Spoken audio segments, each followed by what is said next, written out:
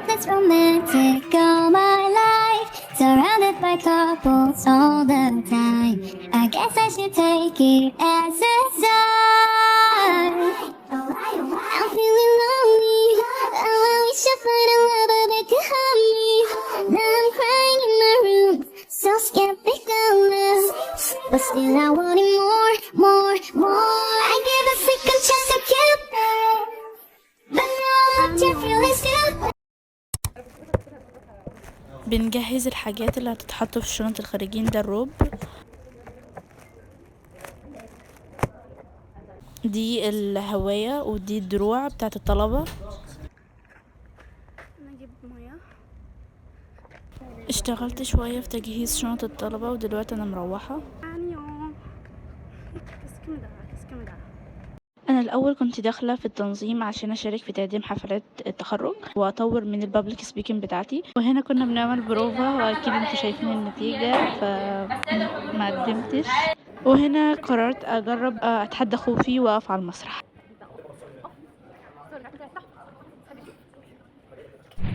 صباح الخير، ده اول يوم في حياتي كاورجنايزر بحفله التخرج. وصلت القاعة أخيرا. I'm so excited. المانيكان مش لاقى عليه السكارف فلبسته أنا. وهنا أنا بساعد وبشيل المعدات اللي احنا مش محتاجينها وأحطها في الكواليس في المسرح.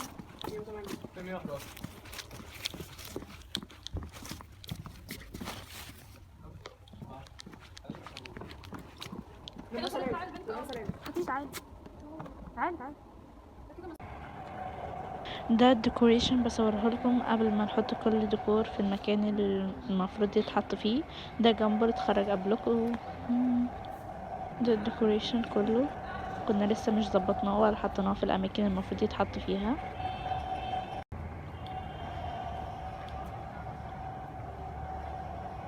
حديقة بقى اتخرجت وانتوا لسه.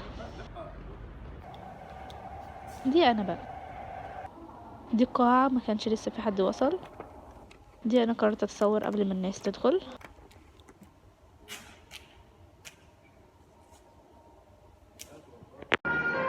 طابور الخارجين بدأ يدخل. الله في عملي ومهنتي بيحلفوا القسم. وأن أعمل جاهدا في الحفاظ على وطني وبيئتي وأن أبذل قصارى جهدي. ده خالي خريج من كلية الزراعة وصوته حلو، بيغني في مهرجان العالمين. عموما ادوني رأيكم في آخر الفيديو. ايه رأيكم في التنظيم، مع العلم ان احنا كلنا طلبة من كلية الزراعة، سواء خريجين او لسه يتخرجوا ودكاترة. تعبت جدا فمكنتش قادرة اتحمل. حالي بعد انتهاء الحفلة الأولى. ده حالي، يعني قاعدة رجليا مش عارفة احركها. بس انا غريبة. يا بنتي خليها تيجي بالليل. انا مش قادرة احرك رجلي. طب اعمل ايه؟ اقسم بالله رجلي ما عارفه اعمل ايه؟ لسه هعمل. خليها بس ابعتلي رقمها. عالمها سرحت وتخيلت الراس عليه حراس كتيرة في وسطهم خط ونسر مليون اتجاه تحيا مصر حرة. حالي بعد تاني حفلة. يا ترى هيجي الاربع الجاي؟ معتقدش. ذكريات من قصة دي. احنا دلوقتي خلصنا الحفلة، انتهى اليوم مش انتهى التعب، يعني انتهى اليوم وما انتهاش تعب اليوم ولا هينتهي ابدا. يوم في حياتي كأورجنايزر حفلة التخرج. لسه محدش دخل.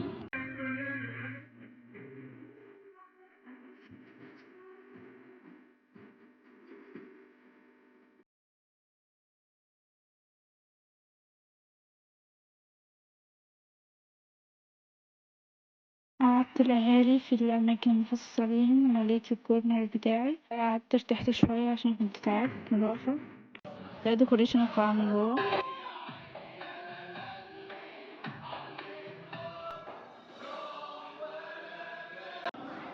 وده الديكوريشن من برا. دي المانيكان جبنا له سكارف غير التاني بتاع الحفلة الأولى عشان ما كانش لايق عليه.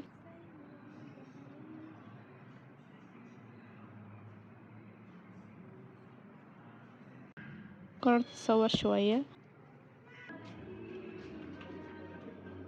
دي كانت بنوتة صغيرة بتسألنا على اخوها عشان هو من الخريجين، هي كانت بتسألنا عليه فقعدتها مكانها وقلت لها هو هيجي.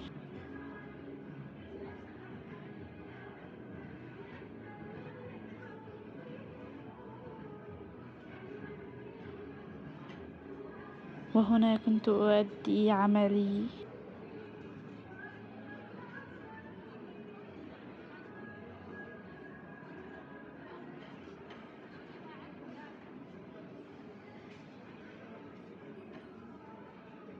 دي بقى لحظة دخول الخريجين.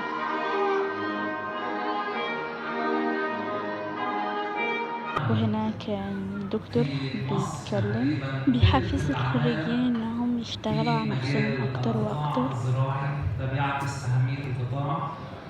في الأصل إحنا دولة زراعية شفناها بالنيل وكل بيحلفوا القسم. أن أكون فخورا بكلية قررت أعيش التجربة قبلها ب3 سنين.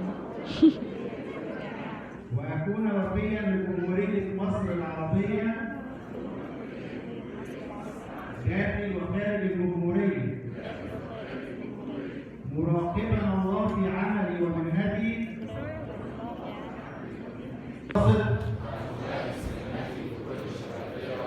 وأمانة وإتقان.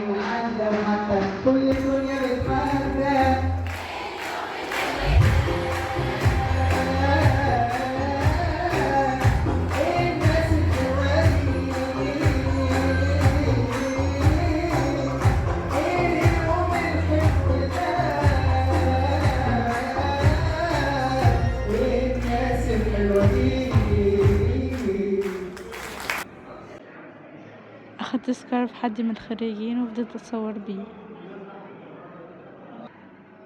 وهنا كنت بتكلم ولسه ما حطيتش الكوبايه على بقي، في لحظه لقيتها اتكبت على هدومي كلها في لحظه، فما عرفتش اتصرف ازاي. تعبت في ده التعليم، في ده ايه تاني في ده الوطن. حابه اوجه تو مسج، الاولى للمنظمين حفلات التخرج والثانيه للاهالي حاضرين اليوم. الاورجنايزرز عباره عن متطوعين. الرساله الاولى للاورجنايزر، تعامل معاهم كانهم اهلك، والمعامله اللي تتمنى اهلك يتعاملوها عاملهم بيها. لو مش عرفتي تتعامل مع حد، نادي حد تاني يتعامل معاه عشان الحفله ما تبطش والكل يطلع فرحان. خليك دايما مبتسم في وشهم عشان يحسوا انك مقدرهم. كمان مش تنسى ان الابتسامه في وجه اخيك صدقه. مش تزعق لحد وتعامل معاهم باحترام، وراعي ان الاهالي سايبين مشاغلهم وجايين عشان يفرحوا بابنهم او بنتهم، فمش تيجي حضرتك تزعق ليهم وتخرب عليهم اليوم. لا، ده ما ينفعش. اتكلم معاهم بادب باحترام. ما حدش فهم منك، تمام، حد تاني يتكلم معاهم. مش تقلل من كرامتك عشان حد، يعني مش تقول لحد عشان خاطري ولا معلش ولا اسف. لا، انت مش بتشتغل عند حد، انت عباره عن متطوع. الرساله التانية وهي للاودينس وهي الاهالي، معظم الاورجنايزر مش بياخدوا فلوس، هما بيكونوا متطوعين عايزين يتعلموا ويكتسبوا مهارات كتير من الحفله. فتيجي حضرتك تزعق لحد فيهم وتقول له انا دافع فلوس، تمام، انت دافع فلوس، ولكن هو مش بياخد حاجه من الفلوس اللي انت دافعها. هو جاي عشان يتعلم ازاي، مثلا انا جاي عشان اتعلم ازاي اتكلم مع الناس، لقيت ان انا مش اجتماعيه قوي، فقلت لا، الحفله هتساعدني جدا ان انا اتكلم مع الناس. فكل واحد جاي الحفله بهدف. ما ينفعش تشتم حد من المتطوعين لان هو مش بيشتغل عليك. انت تمام دافع فلوس على عيني وراسي، ولكن هو مش بياخد فلوس، هو اكراما منه شارك في تنظيم الحفله دي عشان يتعلم ويشارك في انه يخلي اليوم ده حلو جدا. وقفني بقى خلاص، كان هينزل يتخانق يعجبني بس انا وقفت له بقى. اعتبره زي ابنك، ترضى حد يشتمه ويمد ايده عليه؟ طبعا لا. الهدف من المسجز ان الاورجنايزرز اللي هم المنظمين المتطوعين يعتبروا الاودينس اللي هم الاهالي زي اهلهم. طبعا الاهالي يعتبروا انه اللي بينظم الحفله دي زي ابنهم او بنتهم، تمام. هو ده الهدف من المسجز. حاليا خلصنا الحفله الاولى، لسه بقى حفله.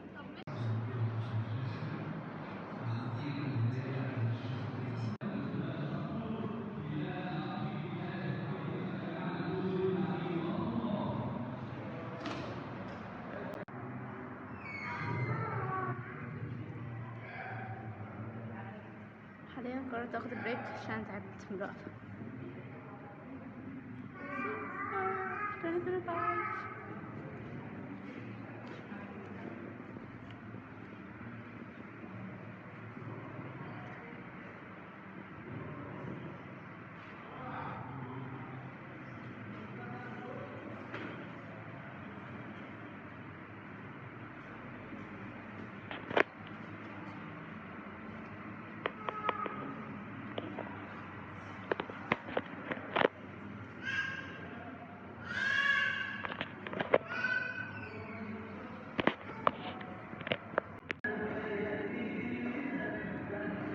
الحفلة التانية بدأت وقعدت الناس في أماكنهم وتعبت، فقعدت مش قادرة.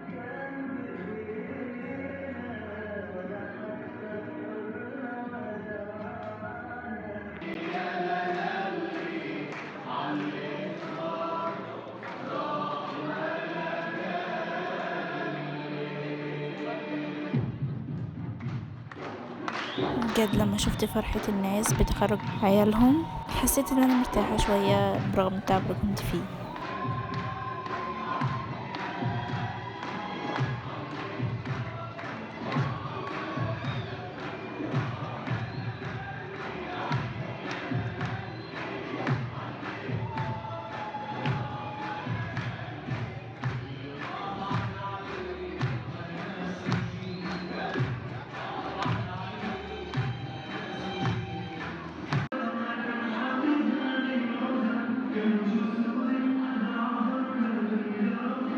الخريجين دخلوا وقعدوا في أماكنهم.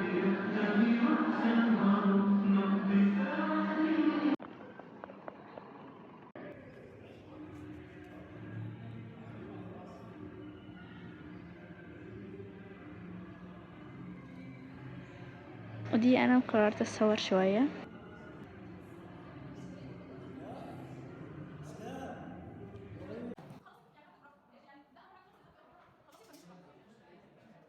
بجد ادوني رأيكم في الديكوريشن.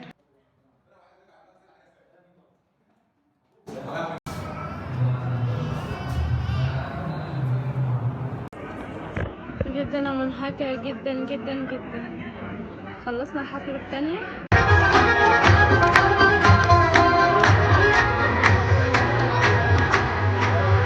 يومها كان في عيد ميلاد لدكتور.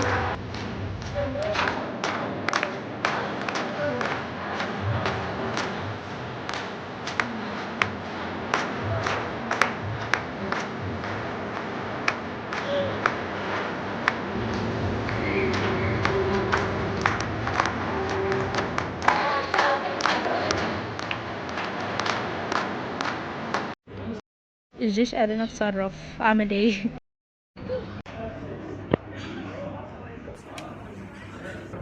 هنا انا خلاص نمت.